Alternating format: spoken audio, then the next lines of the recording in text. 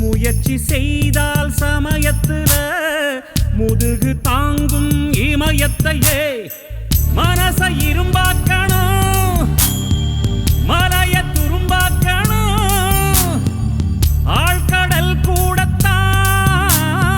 ஆறு போல மாறுமடா பத்தி குச்சி பத்தி காதுடா யாரும் வந்து வர சரவரையில தம்பு தும்பு வச்சுக்காதடா யாரும் ஒன்ன புசு புற வரையில